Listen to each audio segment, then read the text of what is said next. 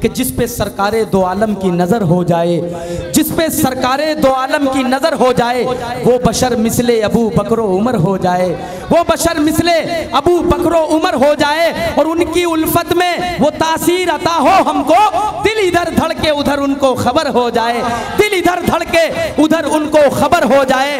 اور کاش لکھوا لیں وہ مجھ سے بھی قصیدہ بردہ، کاش لکھوا لیں وہ مجھ سے بھی قصیدہ بردہ، کاش مجھ کو بھی میسر وہ ہنر ہو جائے، کاش مجھ کو بھی میسر وہ ہنر ہو جائے، اور نعت سرکار کے صدقے میں حجابات ہٹیں، خوب طاہر کو عطا علم و ہنر ہو جائے، خوب طاہر کو عطا علم و ہنر ہو جائے۔ آئیے حضرات، بڑے ہی ادب و احترام کے ساتھ اس محفل کی آخری کڑی، یقیناً آپ یہ شعر سن لیں اور عمل کر لیں کہ جامع وحدت کے طلبگار سراوا چلیے، بانٹتے ہیں شہ ابرار سراوا چلیے، اور ایسے داتا ہیں کہ دیتے ہیں بن مانگے، آپ ہوں لاکھ خطاکار سراوا چلیے، آپ ہوں لاکھ خطاکار سراوا چلیے۔ آئیے حضرات، بڑے ہی ادب و احترام کے ساتھ مفکر اسلام، خطیب ذیشان، عالم نبیل، فاضل جلیل، ناشر مسلک اعلیٰ حضرت جامع معقولات و منقولات، حضرت علامہ مولانا مفتی رئیس صاحب قبلہ مدد ذلہ العالی والنورانی کی بارگاہ میں عریضہ پیش کرتا ہوں کہ حضرت تشریف لائیں اور اپنے خطاب نایاب سے محفل کو گلے گلزار بنائیں۔ آئیے ان کا استقبال نعرے تکبیر اور رسالت سے کریں۔ دیکھیے آخری کڑی ہے، اس میں کوئی کوتاہی نہ برتیں آپ تمام حضرات، محبت۔ اس کے بعد انشاءاللہ یہ محفل اپنی منزل تک پہنچ جائے گی، یعنی کہ صلاۃ و سلام تک، تو ذرا محبت کے ساتھ پورا مجمع ہاتھوں کو اٹھا کر کے نعرہ تکبیر، اللہ اکبر، واہ ماشاءاللہ۔ اللہ تعالیٰ نے، میں دعا کرتا ہوں کہ مولا کریم جس کو ہاتھ نہیں دیے وہ بھی ہاتھ اٹھا لے۔ نعرہ تکبیر، نعرہ رسالت، فیضان سرکار سراوا، فیضان ملن میاں، قادری ابراہیمی راج شاہی، نعرہ تکبیر، نعرہ رسالت، اونچا گیا ہے گرایا نہ جائے گا، رفعت کی منزلوں سے ہٹایا نہ جائے گا، اور خود رب کائنات نے روشن کیا جسے، ارے پھونکوں سے وہ چراغ بجھایا نہ جائے گا۔ بے شک، کیا بات ہے، بہت خوب، سبحان اللہ۔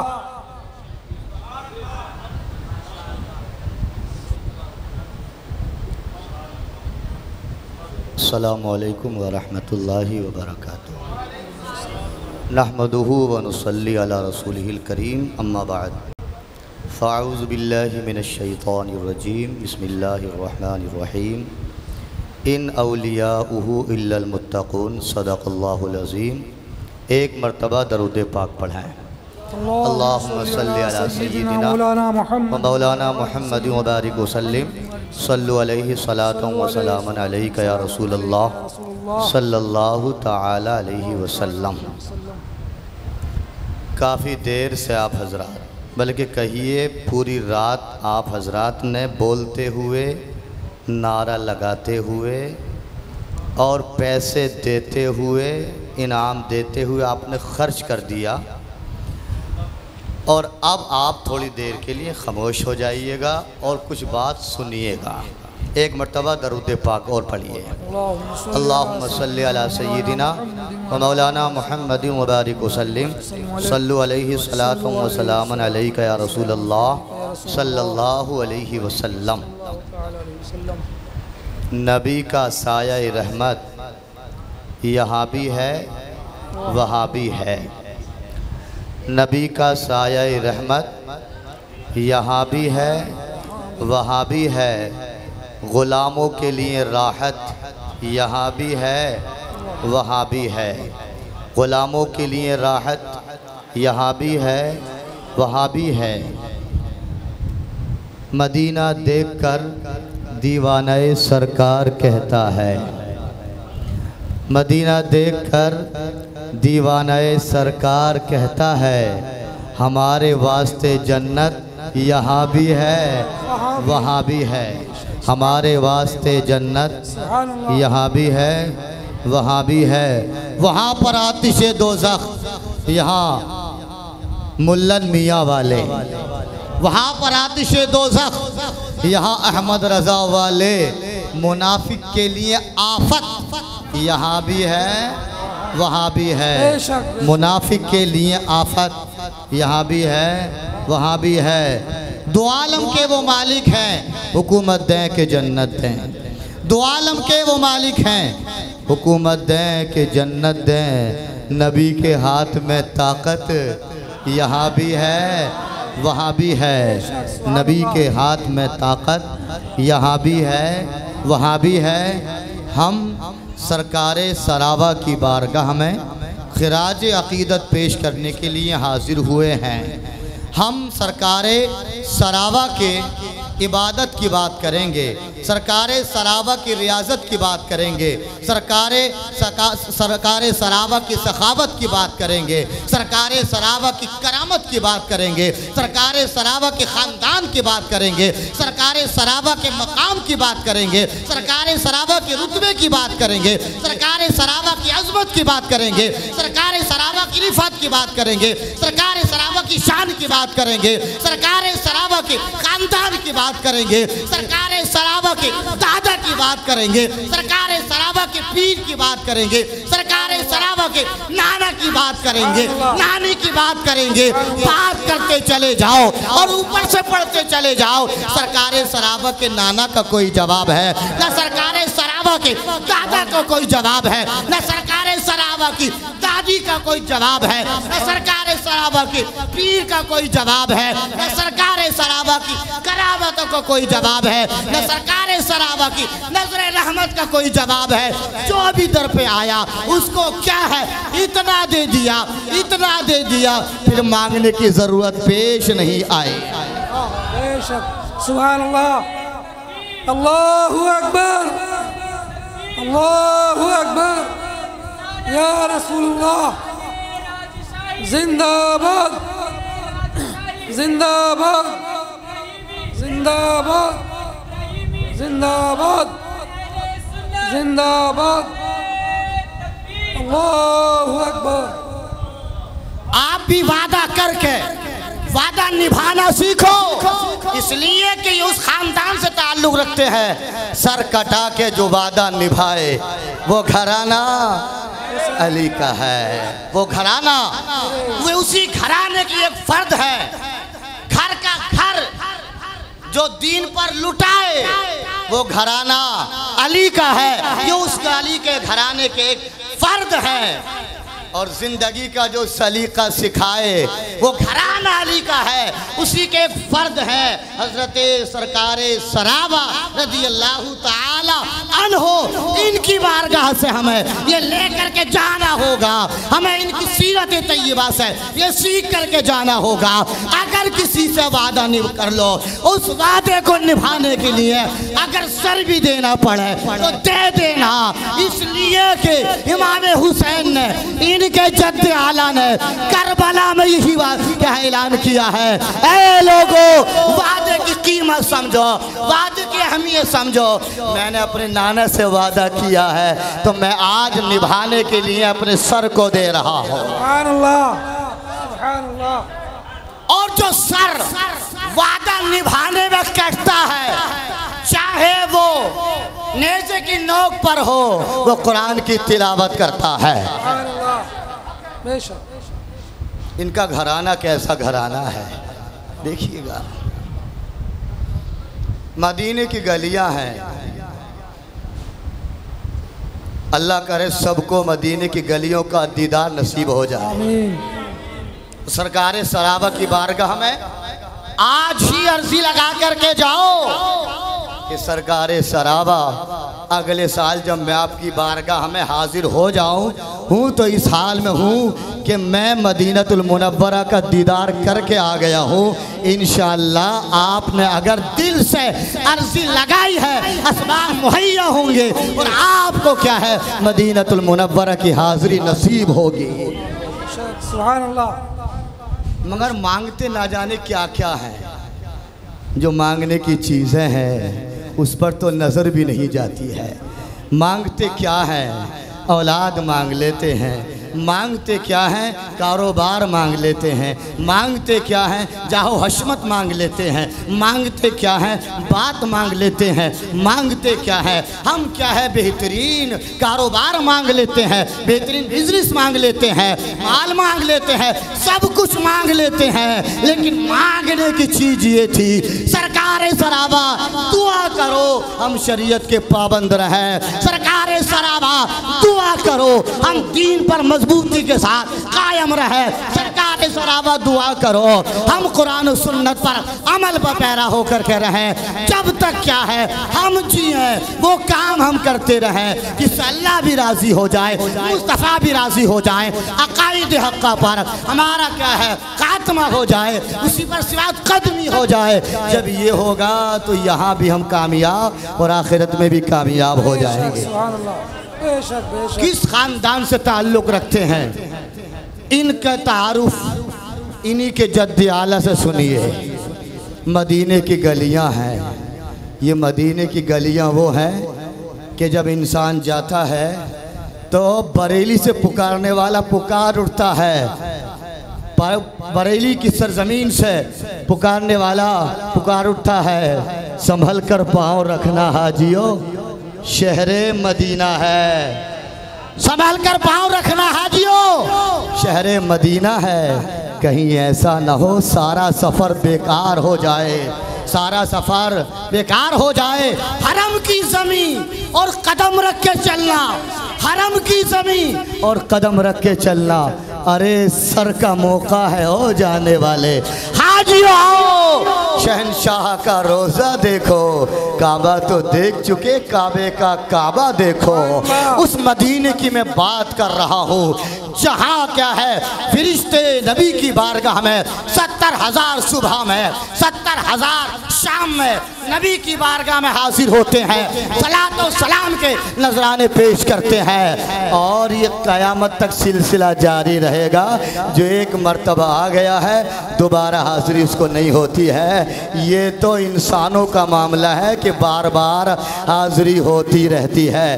نبی کی بارگاہ میں فرشتے صلاۃ و سلام پیش کرتے ہیں، نبی کی بارگاہ میں حجر و شجر کیا ہے نبی کی بارگاہ میں صلاۃ و سلام پیش کرتے ہیں۔ اس مدینے کی بات کر رہا ہوں جس مدینے میں امام مالک جب چلتے تھے راستوں میں تو کبھی اس دیوار کو چومتے تھے، کبھی اس دیوار کو چومتے تھے، کبھی زمین کا بوسہ لیتے تھے، کبھی فضاؤں کو دیکھ کر کے مسکراتے تھے، کبھی اس دیوار کو چوما امام مالک نے، کبھی اس دیوار کو چوما۔ پوچھنے والے نے پوچھا امام مالک در و دیوار کو چومتا کون ہے؟ کبھی تم زمین کو چوم رہے ہو، کبھی در و دیوار کو چوم رہے ہو۔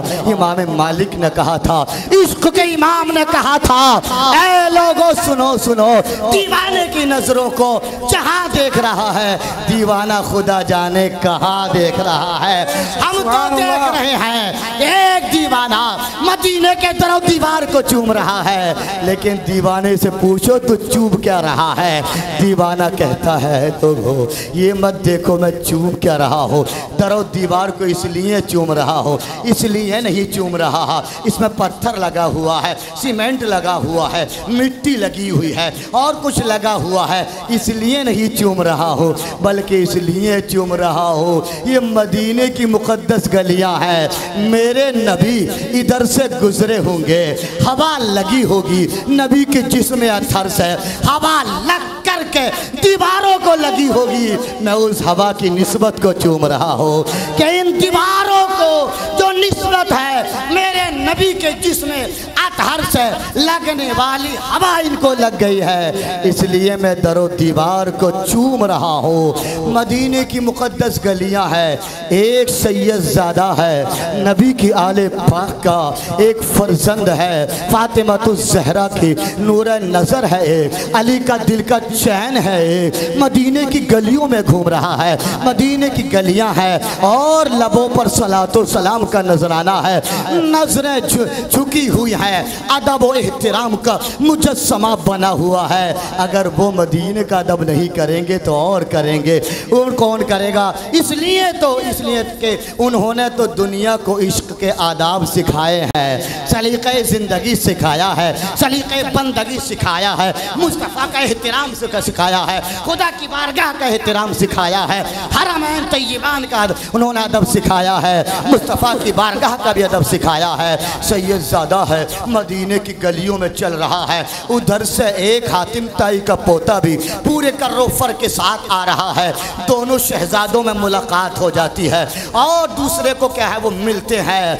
हातिम ताई के पोते ने कहा, बताओ तो सही तुम कौन हो, अपना तारुफ कराओ। सैयदज़ादे ने कहा, तुम अपना तारुफ पहले कराओ। हातिम ताई का पोता कह रहा है, जो वक्त का बहुत बड़ा सखी था, उसने उसके पोते ने कहा, अपना तारुफ कराओ, इंट्रोडक्शन कराओ, तुम है कौन? उसने सैयदज़ादे ने कहा, तुम अपना तारुफ कराओ, तुम हो कौन, किसके बेटे हो?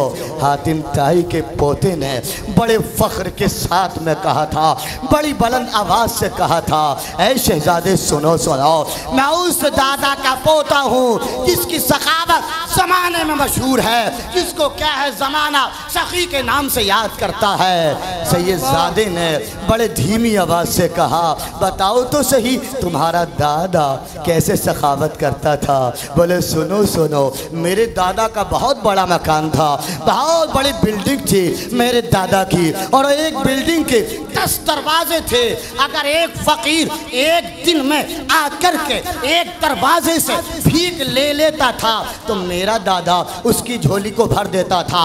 अगर वही फ़कीर उस दरवाजे से हट करके दूसरे दरवाजे के पास चला जाता था, मेरा दादा उसकी भी झोली को फिर दोबारा से भर दिया करता था। यहाँ तक कि वही फ़कीर उसी टाइम में तीसरे दरवाजे से आकर के भीख मांगता था तो मेरा दादा उसको मना नहीं करता था, उसको डांटता नहीं था, झड़कता नहीं था, उसको भगाता नहीं था, बल्कि तीसरे दरवाजे से भीख दे देता था। यहाँ तक कि चौथे दरवाजे से आता था, मेरा दादा उसको भी भीख देता था। इतना बड़ा सखी था। यहाँ तक कि किस्सा मुख्तसर ये है कि मेरा दादा अपनी बड़ी हवेली के और बड़े मकान के 10 दरवाज़ों से एक साइल को एक वक्त में भीख दे दिया करता था, लेकिन मना नहीं करता था। इतना बड़ा सखी था मेरा दादा।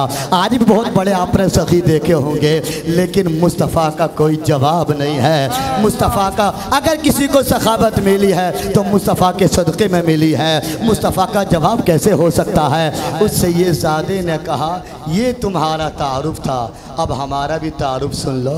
बोले, मैं उस नबी का नवासा हूँ, उस नबी का नवासा हूँ जिनकी देखने में बज़ाहिर छोटा सा मकान है, छोटी हवेली है, और छोटी हवेली का और मकान का एक दरवाज़ा है। लेकिन सुनो सुनो, तुम्हारा दादा जब सखावत करता था 10 दरवाज़ों से भीख देता था। इसका मतलब ये हुआ एक दरवाज़े से साइल की मुराद पूरी नहीं होती थी, तभी तो दूसरे दरवाजे पर आया।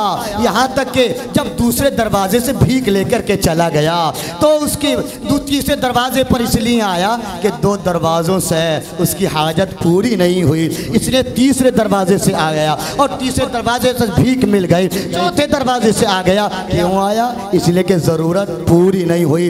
इसका मतलब ये है कि तेरे दादा की बड़ी हवेली के बड़े बड़े 10 दरवाजे ख़त्म हो जाते थे, लेकिन साइल की ज़रूरत पूरी नहीं होती थी, मुराद ख़त्म नहीं होती थी, तलब ख़त्म नहीं होती थी। अब सुन ले, मेरे नाना की एक हवेली, एक दरवाज़ा, साइल एक मर्तबा मांगने आ जाए और मेरा नाना उसे अता कर दे तो ज़िंदगी में किसी के आगे हाथ फैलाने की ज़रूरत नहीं पड़ती है। मांगता तो है मांगता, कोई शाहों में दिखा दो इसको मेरे सरकार से टुकड़ा ना मिला हो। आता है फ़कीरों पे, उन्हें प्यार कुछ ऐसा, खुद भीख दे और खुद कहे मांगते का भला हो। सुभान अल्लाह, सुभान अल्लाह, अल्लाहु अकबर, या रसूल अल्लाह, जिंदाबाद, जिंदाबाद,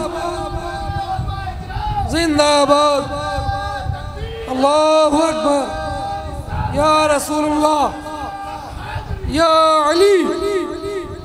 یہ میرا نانا ہے، تیرے دادا کے 10 دروازے ختم ہو گئے، سائل کی طلب ختم نہ ہوئی، مراد ہے اس کی پوری نہ ہوئی، میرا نانا زندگی میں ایک مرتبہ بھیک دے دے تو پھر کسی کے آگے ہاتھ پھیلانے کی ضرورت نہیں پڑتی ہے۔ اسی نبی کے نواسوں میں سے ایک نواسے ہیں حضرت ابراہیم شاہ سرکار سراوا علیہ رحمت و رضوان، اور ان کے در پر آنے والوں تمہیں مبارک ہو، اس لیے کہ ان سے محبت کرنا، ان کے دامن کرم سے چمٹے رہنا، دامن کرم کو مضبوطی سے پکڑنے کا حکم کسی اور کا نہیں ہے، مصطفیٰ کا حکم ہے۔ سبحان اللہ، مصطفیٰ کا حکم ہے۔ مصطفیٰ نے فرمایا تھا میں تم میں 2 چیزیں چھوڑ کر کے جا رہا ہوں، 2 چیزیں، ان میں سے ایک قرآن ہے اور دوسری میرے اہل بیت ہے، میرے گھر والے ہیں۔ مصطفیٰ نے فرمایا قرآن کو بھی مضبوطی سے پکڑنا اور اہل بیت اطہار کا بھی خیال رکھنا، ان سے محبت کرنا، جو قرآن پر بھی عمل کرے گا اور دامن کیا ہے اہل بیت کا تھامے پر رہے گا۔ مصطفیٰ نے فرمایا وہ ہرگز کبھی بھی گمراہ نہیں ہو سکتا ہے، گمراہیت اس کے پاس نہیں آ سکتی ہے۔ ابراہیمی قادری راجشاہی لوگو، تمہارے ہاتھ میں قرآن بھی ہے اور الحمدللہ تمہارے ایک ہاتھ میں اہل بیت کرام کا دامن بھی ہے۔ بے شک، سبحان اللہ۔ اب 2 چیزیں، ایک قرآن اور ایک اہل بیت۔ تقریر کا ٹائم ہے نہیں، لیکن سرکار سراوا کی بارگاہ میں حاضر ہر سال ہوتا ہوں، جب سے میرٹھ میں آیا ہوں۔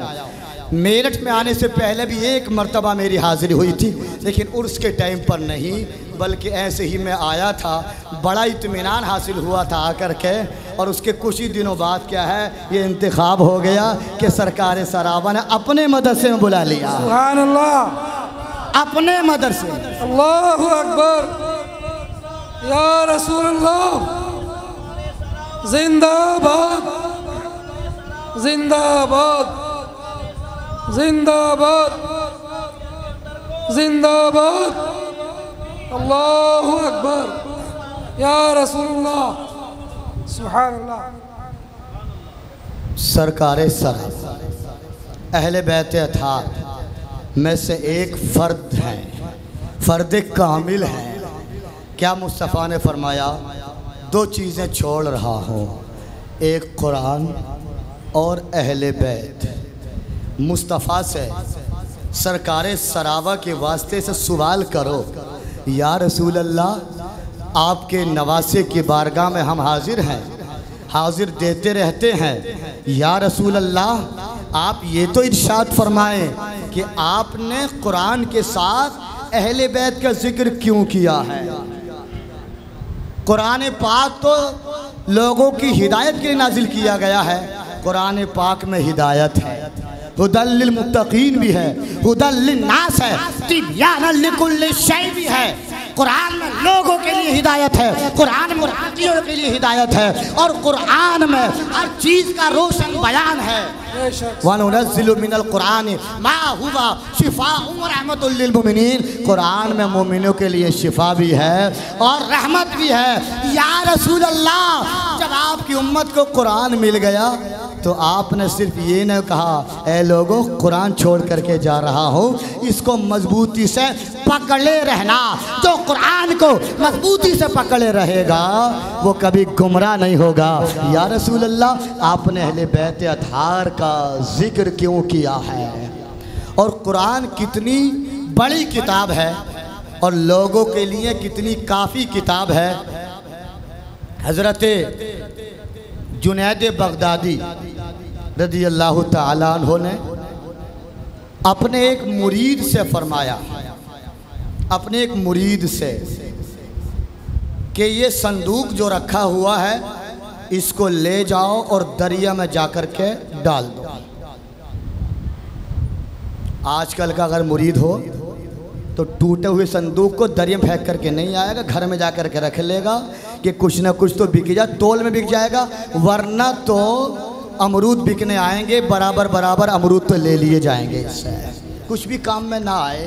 یہ نہ دیکھے گا پیر نے حکم دیا ہے، یہ نہ دیکھے گا، یہ کہے گا بتاؤ صندوق ہے، اس کو ضائع کرانے کی کیا ضرورت ہے، اس سے تو کسی مرید کو ہی دے دیتے۔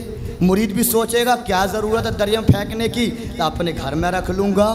لیکن یہ نہیں دیکھتا کہ صندوق کو مت دیکھو، یہ دیکھو کہ پیر کا حکم ہے، یہ دیکھو کہ پیر کا حکم ہے۔ عقل کے گھوڑے مت دوڑاؤ۔ کہا مرید سے جاؤ بیٹا صندوق لے جاؤ، دریا میں جا کر کے پھینک دو، ڈال دو دریا میں جا کر کے۔ وہ مرید لے کر کے گیا اور لے جانے کے بعد جب دریا میں ڈالا تو جیسے ہی دریا میں ڈالا اس کو پانی نے اپنی آغوش میں لے لیا، سبحان اللہ، پانی نے اس کو چمٹا لیا سینے سے، اور پانی نے محبت کے ساتھ پیش آیا کہ وہ جنید کا صندوق ہے۔ مرید نے دیکھا ارے اس کا مطلب بہت قیمتی ہے، پانی بھی جانتا ہے کہ اس میں قیمتی چیز ہے۔ پانی نے اس کو کیا ہے لے لیا، اور کیا ہے اس کو ایسا پیش آیا پانی اس کے ساتھ میں کہ کوئی محبت کے ساتھ کسی کو گود میں لیتا ہے۔ آ کر کے جنید بغدادی سے کہا حضور یہ بتائیں اس صندوق میں تھا کیا، آپ نے جس کو دریا میں مجھ سے ڈلوایا ہے، کیا ضرورت ہے پوچھنے کی؟ بولے نہیں سرکار پوچھنا ضرور ہے، اس لیے کہ جیسے ہی میں نے دریا میں اس کو ڈالا عجیب و غریب منظر میں نے دیکھے، میں نے کبھی پانی کی ایسی حالت نہیں دیکھی، پتہ چلا اس میں کچھ تو کچھ عجیب چیز تھی۔ قرآن کتنا کافی ہے اس بات کو سمجھیے ہدایت کے لیے، لیکن پھر بھی مصطفیٰ نے اہل بیت اطہار کا ساتھ میں ذکر فرمایا۔ کہا بیٹا ایک میں نے کتاب لکھی، رات سے پردہ اٹھا رہے ہیں، میں نے ایک کتاب لکھی، کتنے سال میں پوری ہوئی؟ 12 سال میں کتاب لکھی، 12 سال میں پوری ہوئی، ٹھیک ہے، اور 12 سال میں اس کو دیکھتا رہا کہ اس کی کوئی بات شریعت کے خلاف تو نہیں ہے۔ یہ جنید بغدادی ہیں جو کتاب کو دیکھ رہے ہیں، 12 سال لکھی، اور فرماتے 12 سال میں یہ دیکھتا رہا کتاب میں کہ کوئی اس کی بات شریعت کے خلاف تو نہیں ہے۔ آج تو تھوڑا سا کچھ مل جائے تو کہتے ہیں ہم تو طریقت میں پہنچ گئے۔ کہاں پہنچ گئے؟ ہمیں شریعت سے کوئی مطلب نہیں، شریعت مولویوں کی ہے اور طریقت فقیروں کی ہے، یہ کر دیتا ہے وہ علیحدہ سے۔ لیکن جنید بغدادی تو کیا ہے صوفیہ کے امام ہیں، سید الطائفہ ہیں جنید بغدادی۔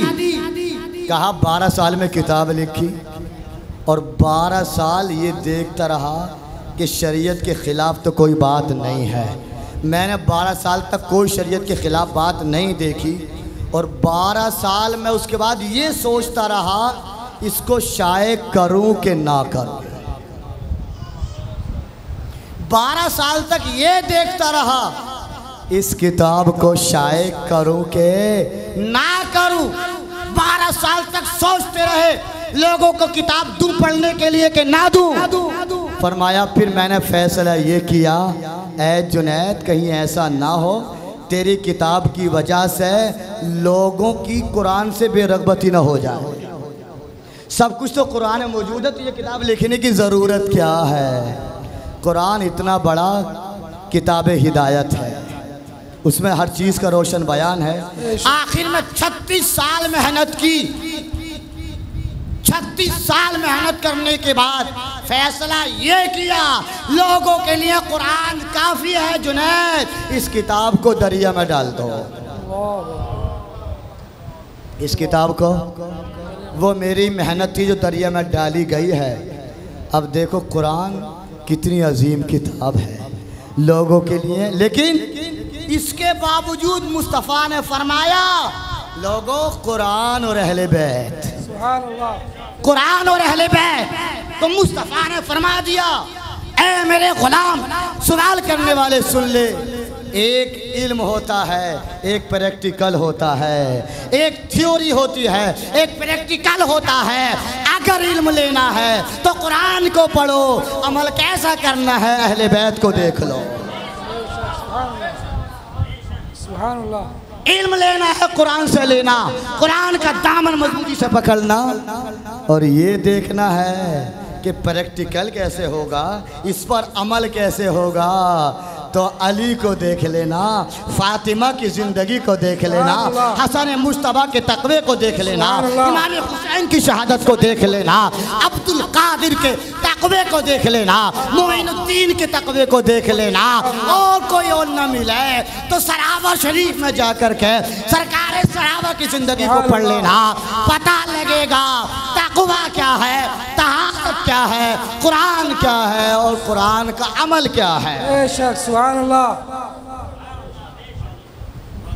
تو یہ اہل بیت اتنی اہم چیز ہے کہ قرآن پڑھو گے علم لینے کے لیے، اور قرآن پریکٹیکل کیسے ہوگا، اس کا ہمیں عملی جامہ کہاں ملے گا، تو وہ نبی کے گھر والوں کی زندگی کو دیکھ لینا، تو وہاں پریکٹیکل مل جائے گا۔ علم بھی چاہیے اور پریکٹیکل بھی چاہیے۔ مصطفیٰ نے فرمایا دو چیزیں چھوڑ کر کے جا رہا ہوں، ایک قرآن اور دوسرے اہل بیت کرام۔ لیکن لوگ جو ہے ولیوں سے پھانسنے کے لیے، ان کو پھنسانے کے لیے طرح طرح کے سوال بھی کرتے ہیں۔ سرکار سراوا کے سامنے بھی ایسے سوال ضرور آئے ہوں گے۔ جب کسی کا سورج عروج پر ہوتا ہے، چمکتا ہے اور کہیں روشنی بکھیرتا ہے، مخالفین پیدا ہوتے ہیں اور کچھ کہیں ممتحنین آ جاتے ہیں، طرح طرح کے سوال کرتے ہیں، لیکن یاد رکھنا جو اللہ والوں سے ان کو پھنسانے کے لیے سوال کرتا ہے، اللہ والے پھنستے نہیں ہیں، وہ انسان خود پھنس جاتا ہے۔ بے شک سبحان اللہ۔ خود پھنس جاتا ہے۔ ایک بزرگ ہیں صوفیہ کرام میں بڑا ان کا اونچا مقام ہے، جن کو ذوالنون مصری کہا جاتا ہے۔ ذوالنون مصری بڑا اونچا نام ہے، تصوف میں ان کا ایک مقام ہے۔ ان سے ایک نوجوان نے سوال کیا، حضرت ایک سوال، بولے کیا سوال؟ یہ بتائیے سب سے زیادہ عقل مند کون ہے دنیا میں؟ وہ سوچ رہا تھا بتا نہیں پائیں گے، پھنس جائیں گے، سمجھ گئے؟ لیکن یہ اللہ والے وہ ہوتے ہیں جن کی نظر لوح محفوظ پر ہوتی ہے، وہ دلوں کو پڑھ لیتے ہیں، چاہتا کیا ہے، کیا نیت لے کر کے آیا ہے۔ اس لیے کہا گیا ہے اولیاء کرام کی مجلسوں میں آؤ تو دل سنبھال کر کے بیٹھو، اس لیے کہ یہ دل کے جاسوس ہوتے ہیں، ان کی نظریں دلوں پر ہوتی ہیں، کون کس نیت سے آیا ہے وہ سب جانتے ہیں۔ بے شک۔ حضرت ذوالنون مصری نے سوال دیکھا تو اس کے دل پر نظر ڈالی، وہ مجھے پھانسنا چاہتا ہے۔ کیا چاہتا ہے؟ آپ نے ارشاد فرمایا کیا سوال ہے؟ بولے پوچھنا یہ چاہتا ہوں پوری دنیا میں سب سے بڑا عقل مند کون ہے؟ ذوالنون مصری نے کہا میں سب سے بڑا عقل مند ہوں، سب سے بڑا عقل مند میں ہوں۔ کہا مزہ ہی آ گیا، پھنس گئے، اپنے آپ کو عقل مند کہہ رہے ہیں، پھنس گئے، مزہ آ گیا۔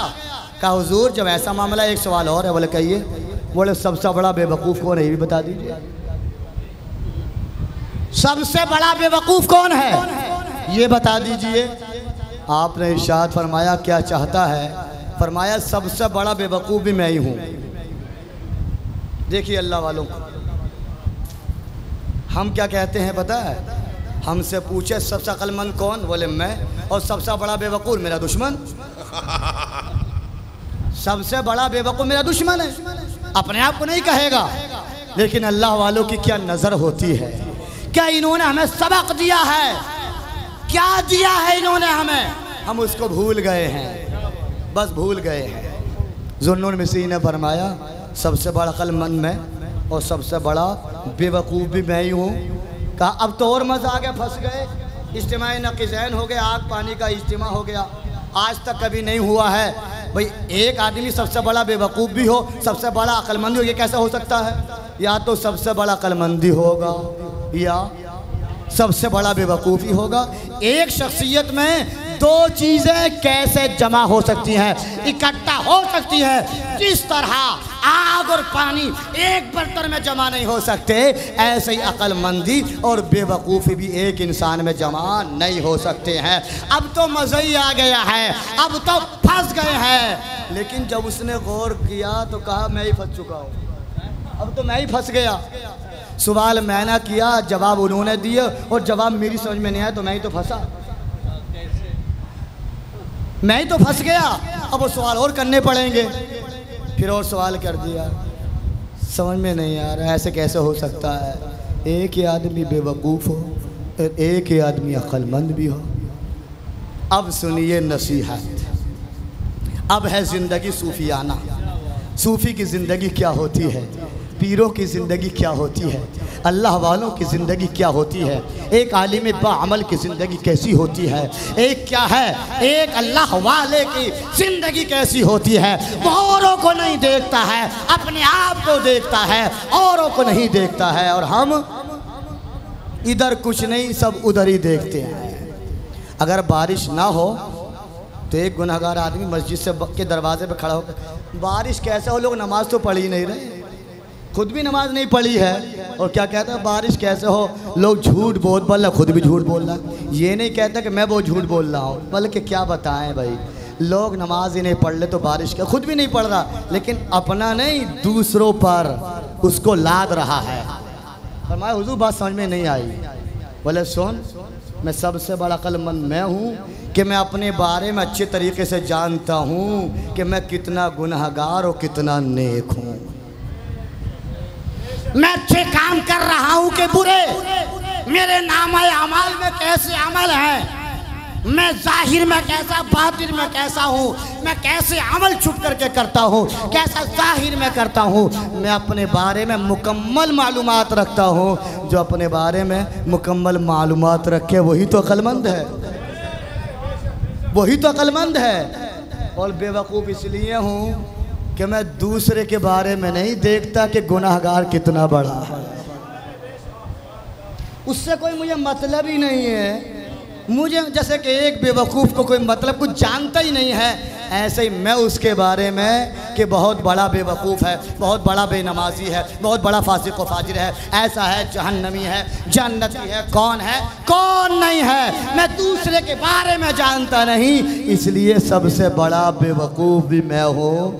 لہٰذا سب سے بڑے عقل مند بھی بنو, اور سب سے بڑے وہ بے وقوف کہنے کا ہے لیکن عقل مند ہے. دوسرے کو مت دیکھو, اپنے آپ کو دیکھو, اپنا محاسبہ کرو کہ ہم نے کتنے عمل کیسے کیے ہیں, کتنے برے اور کتنے اچھے عمل کیے ہیں. سرکار سراوا کی بارگاہ سے کیا ہے, یہ سبق لے کر کے جائیے. اچھا ایک اور مرض ہماری قوم میں یہ ہو گیا, جوان تو یہ سوچتا ہے کہ ابھی زندگی بہت باقی ہے. جوان نے تو سوچ لیا کہ زندگی بہت باقی ہے, اور بوڑھے انسان نے سوچ لیا ابھی تو اولاد باقی ہے, ابھی تو شادی بہت کرنی ہے مجھے. جوان نے سوچ لیا زندگی بہت باقی ہے, اور بوڑھے نے سوچ لیا ابھی اولاد بہت باقی ہے. لیکن یہ نہیں دیکھا کہ موت جب آتی ہے تو پھر دیکھتی نہیں ہے کہ جوان ہے کہ بوڑھا ہے, بچہ ہے کہ بڑا ہے, مذکر ہے کہ مؤنث ہے, نیکوکار ہے کہ بدکار ہے. جب موت آتی ہے تو آ کر رہتی ہے. لہٰذا جوانوں کو بھی تیار رہنا چاہیے اور بوڑھوں کو بھی تیار رہنا چاہیے, اور کیا ہے شریعت کا پابند رہنا چاہیے. ان بزرگوں کے مزار سے آج بھی یہی صدا آتی ہے کہ اے میرے ماننے والوں, چاہنے والوں, شریعت کا دامن کسی حال میں مت چھوڑنا, نماز کبھی نہیں چھوڑنا, تہجد پڑھتے رہنا, اور حقوق العباد کی ادائیگی کرتے رہنا, حقوق اللہ کی ادائیگی بھی کرتے رہنا. پروردگار عالم ہم تمام کو شریعت مطہرہ پر گامزن فرمائے. اور سرکار سرابہ کے فیض سے ہمیں مالا مال فرماتا رہے۔ استغفر اللہ ربی من کل ذنب واتوب الیہ وما علینا الا البلاغ المبین۔ السلام علیکم ورحمۃ اللہ وبرکاتہ۔